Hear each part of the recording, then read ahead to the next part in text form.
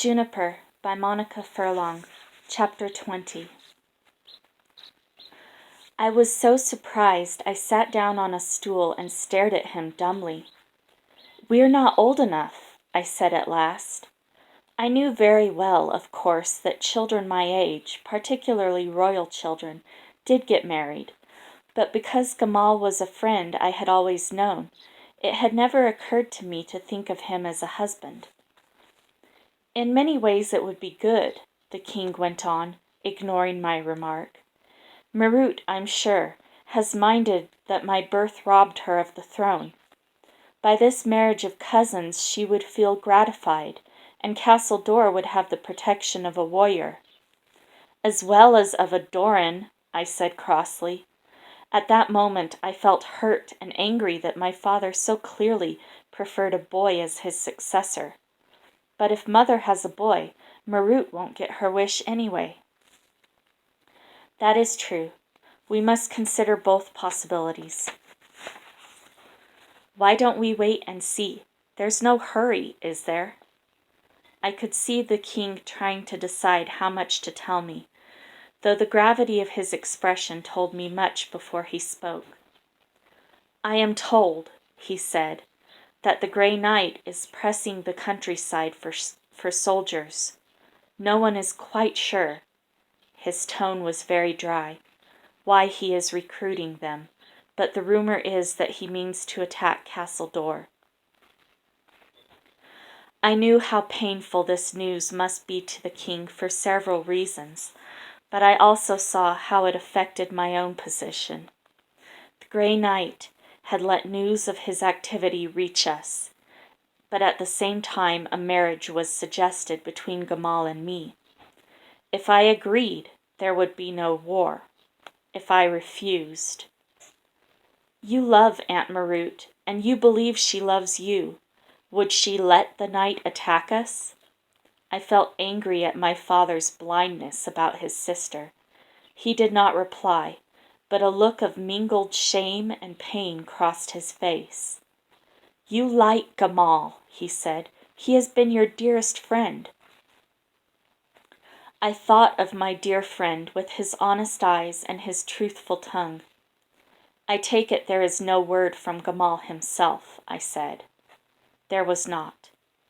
Both of us fell silent, each thinking our thoughts.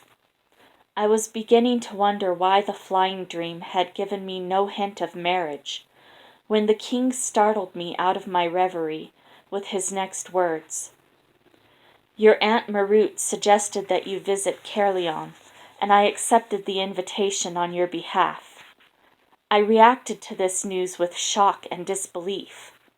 "Father, these people wish to fight us. How can you send me to visit them?" "There will be no danger to the kingdom if you marry Gamal, and I am certain that Marut will take care of you." Nothing, I could see, would ever convince my father that Marut was not to be trusted. All the same, I thought I would try once more. "I don't trust Marut. She is a dangerous woman. All she wants is to put Gamal on the throne. I don't want to go to Caerleon." My father's face grew dark with rage. "You will do as I say." I got up, inclined my head as etiquette demanded, and went out. Without hesitation I went in search of my mother. "You know about the marriage suggestion, and that Marut has invited me to Caerleon?" She nodded. "I am sure the king knows it is wrong, but also that he fears to lose the kingdom to the Grey Knight." "So I am to be the sacrifice?" I asked bitterly. "We women are not asked whom we will marry. I was lucky that I loved your father. You could do worse than Gamal."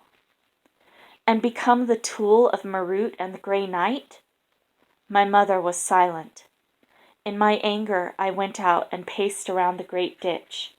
What I resented most was having no control over my life, of being a mere pawn, indeed a lost pawn, in the game being played between Marut and my father. Suddenly an arrow whistled past my ear. I looked up, and there, 50 paces away, was Finbar grinning at me.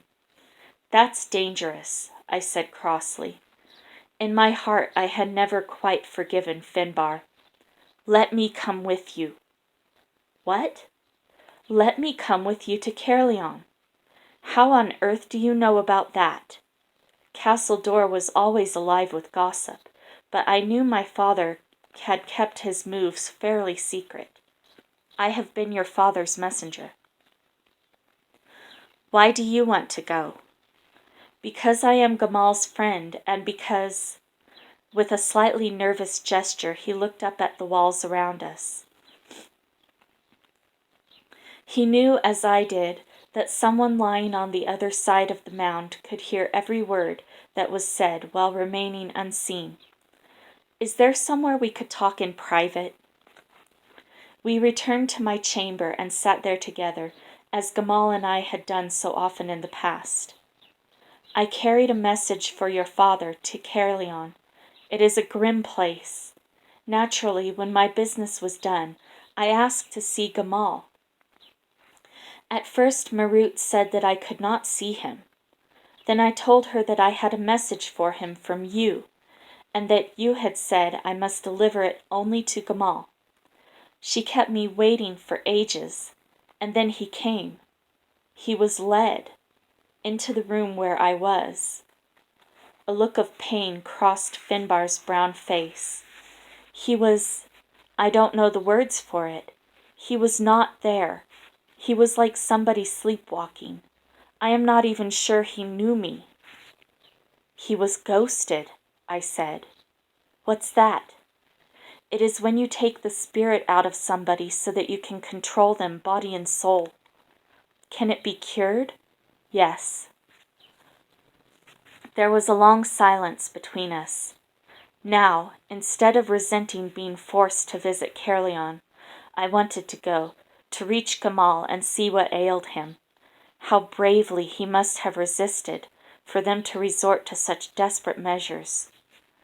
"Could you cure him?" "Perhaps. Going there, trying to help him, it might be dangerous, you know." Finbar nodded, as if the thought of danger gave him pleasure. I was surprised to hear myself add, "It would be good to have you with me, someone who cares about Gamal as much as I do." Finbar looked me in the eyes and said, "I am sorry I was rude to you that time at Uni's. I don't know why I did it. It was not the way to treat the king's daughter, and it was ungallant of me. I like you a lot, and I'd like to help you on this visit. You can trust me, and you will need people you can trust there." He was not alone. That night, when I mentioned the visit to Aerith, she said almost the same thing. "I never liked your Auntie Marut. I don't trust that one as far as I can see her." I sketched for her Finbar's description of Gamal. "That poor boy," Aerith said indignantly. In the days that followed, I made my preparations. I rehearsed spells in my head, made several flasks of clear water, took Uni's black egg from its wrappings, and prepared herbs with a number of magic properties. I carried a little package of tidbits for Moon. Aerith was disbelieving when I said that I must take the owl, but I was quite sure that I must. And of course I took my cloak and my moon amulet, which nowadays I wore all the time. The little band